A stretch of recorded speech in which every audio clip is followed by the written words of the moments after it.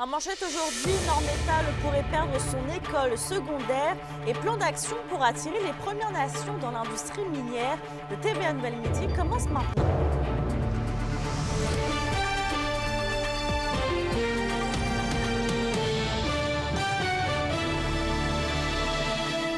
Bonjour tout le monde et bienvenue parmi nous. Est-ce que les classes du secondaire à l'école Boréal de Normétal pourraient-elles fermer ? Eh bien, c'est du moins ce que craint une citoyenne de la municipalité et Kimberly, elle affirme que le centre de service scolaire du lac Abitibi étudiera très prochainement cette possibilité. Exactement, Mélissa. Gabrielle Laplante, une maman ayant un enfant qui fréquente justement cette école et qui demeure à Normétal, s'inquiète de la situation. En entrevue, elle nous a mentionné avoir pris connaissance de cette information il y a seulement quelques jours. Les enseignants de l'établissement auraient été informés que de la possibilité de rapatrier les classes du secondaire à la Sarre. Ça sera évalué éventuellement par le CSS. De plus, l'organisation aurait envoyé un sondage aux parents d'élèves de certains niveaux au primaire afin de savoir où ils désiraient que leur enfant poursuivent leurs études au secondaire. Et depuis ce temps-là, Mme Laplante a pris l'initiative de répandre le mot de bouche à oreille. Elle a donc personnellement appelé plusieurs parents pour les informer de la situation. Et en communiquant avec le centre de service scolaire, on lui a répondu que pour l'instant, plusieurs scénarios sont évalués également, dont le transfert des élèves du secondaire de première et de deuxième année. Gabrielle Laplante reproche le grand manque de transparence puisque très peu de personnes sont au courant de la situation. On a peur aussi beaucoup que ce qui arrive, c'est comme l'école de Hautier-Nord qui avait mis ça sur la table d'avoir une éventuelle fermeture d'école, puis que l'école a finalement, bon, ben c'est fini, on met la clé dans la porte, personne n'est consulté, puis on finit ça là. On voudrait pas que ça nous arrive parce qu'on voudrait pas perdre ça. Une école, c'est aussi le centre d'un village pour tout le monde. Là, moi, j'ai acheté à la base ici parce que je viens de Normétal et parce qu'il y avait une école primaire et une école secondaire. Et Kimberly, une réunion du conseil d'établissement de l'école prévue mardi prochain pourrait permettre d'en savoir plus sur les intentions du centre de service scolaire. Oui, Mélissa, mais encore là, Gabrielle Laplante déplore le manque de communication puisque si elle n'avait pas publié cette information sur les réseaux sociaux, les parents et les autres personnes concernées n'auraient jamais su que cette réunion avait lieu. Donc, il semblerait qu'initialement, cette réunion était supposée se faire à l'interne et selon cette maman impliquée, une possible fermeture d'une école secondaire affecterait grandement l'attractivité des jeunes familles à Normétal ainsi que l'économie. La prochaine étape, ça va être vraiment de prendre tous ces témoignages-là puis d'aller au conseil d'établissement pour en parler, puis pour entendre ce qu'eux vont avoir à nous dire sur ce sujet-là aussi, pour avoir une idée claire de ce qui se passe et de leur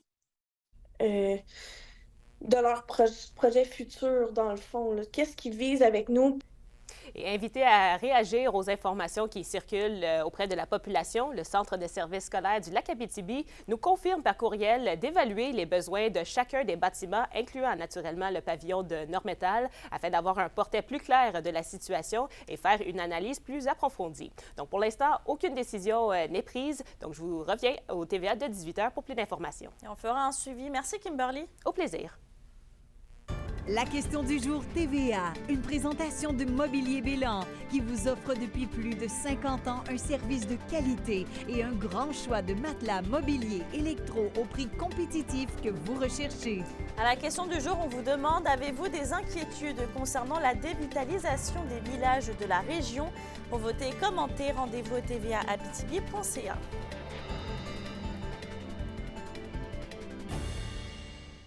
Dans le domaine minier, c'est aujourd'hui qu'est célébrée la Journée internationale de l'éducation proclamée par l'UNESCO.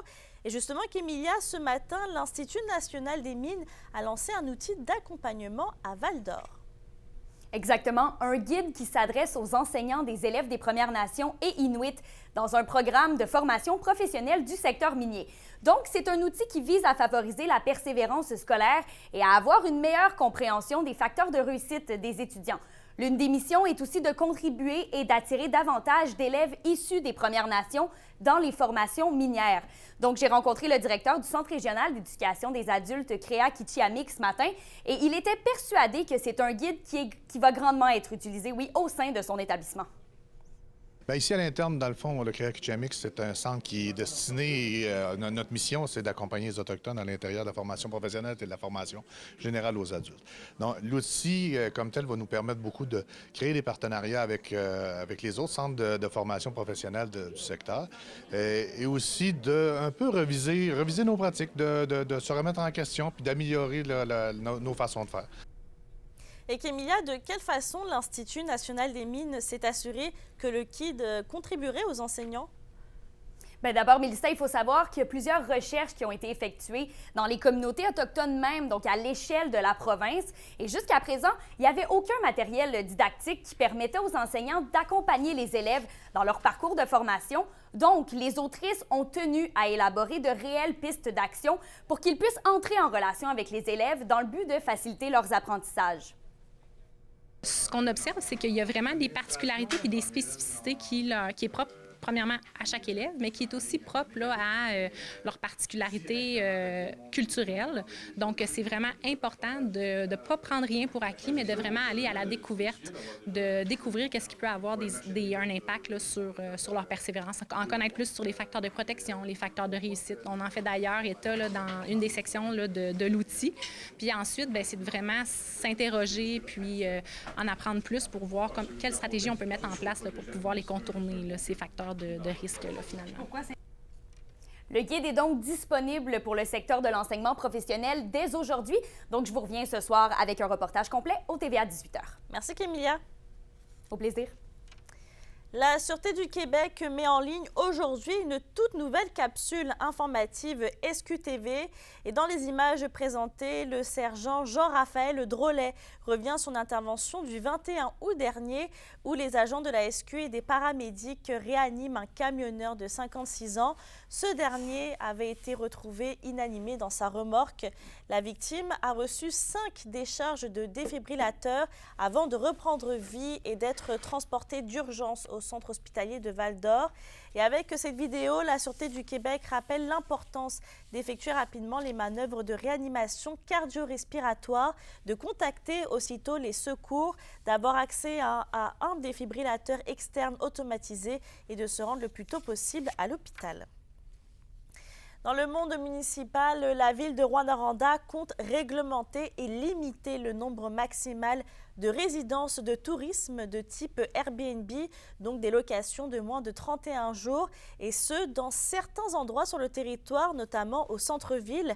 Donc, par bâtiment, on parle d'un logement, mais pour un immeuble, exemple de plus de 8 logements, c'est 25% du nombre de logements qui pourra servir de Airbnb. On s'entretient cet après-midi justement avec la présidente du comité logement de la ville, Samuel Ramséoul. Dans un autre dossier, l'entreprise Multitri Environnement doit verser plus de 15 000 $ pour avoir enfreint la loi sur la qualité de l'environnement. Et selon les informations du ministère de l'Environnement reçues hier, l'entreprise de Val-d'Or a omis de respecter les normes et les conditions de son autorisation en faisant défaut de respecter la superficie des aires d'entreposage autorisées. L'entreprise est donc condamnée à verser une amende de 7 500 $ et doit en plus rembourser les frais et la contribution applicable, soit un montant de près de 7 600 $. On passe en éducation. Le Journal de Montréal dévoilait hier que plusieurs écoles à travers la province avaient du mal à trouver des enseignants volontaires pour assurer le tutorat aux élèves ayant besoin de rattrapage en raison des journées de classe manquées lors des jours de grève. Et dans la région, le centre de service scolaire du lac Abitibi confirme en être à finaliser son plan de rattrapage. Même chose pour le centre de service scolaire Arikana qui mentionne également que pour l'instant, rien n'indique un enjeu de personnel pour répondre aux besoins. Les centres de service scolaire de Rouyn-Noranda et du lac Témiscamingue ne nous sont pas encore revenus avec les détails de leur plan. Parlons économie. La Chambre de commerce de Val-d'Or appuie les recommandations de la Fédération des chambres de commerce du Québec qui a été adressée au ministre Éric Girard en vue de l'élaboration de son budget 2024-2025. Parmi les priorités présentées par la FCCQ, on retrouve notamment un allègement du fardeau fiscal des PME et un accroissement des efforts de développement d'accès aux régions. Et à ce sujet, les deux entités parlent d'ailleurs d'un financement public, de nouvelles lignes de transport d'électricité et un élargissement du programme d'accès aérien aux régions. À l'occasion de son 35e anniversaire de carrière, Grégory Charles débute sa tournée en Abitibi-Témiscamingue avec des milliers de spectacles interactifs à son actif. Grégory Charles a chanté spontanément plus de 13 000 chansons sur scène. Accompagné de son piano, il présente son spectacle solo « Une voix, 10 doigts ». L'artiste offre les chansons qui y ont le plus marqué. Il est de passage ce soir au Théâtre du Cuivre de Rouyn-Noranda, demain à Val-d'Or, vendredi à Amos et samedi à La Sarre. On peut s'attendre à des histoires et des anecdotes personnelles. Les Foreurs de Val-d'Or sont en action ce soir à Victoriaville pour y affronter les Tigres. Ce seul match présenté aujourd'hui dans le circuit Cecchini en est un de reprise puisqu'il avait été annulé, on se souvient, le 6 décembre dernier en raison d'un virus contracté par plusieurs joueurs des Tigres.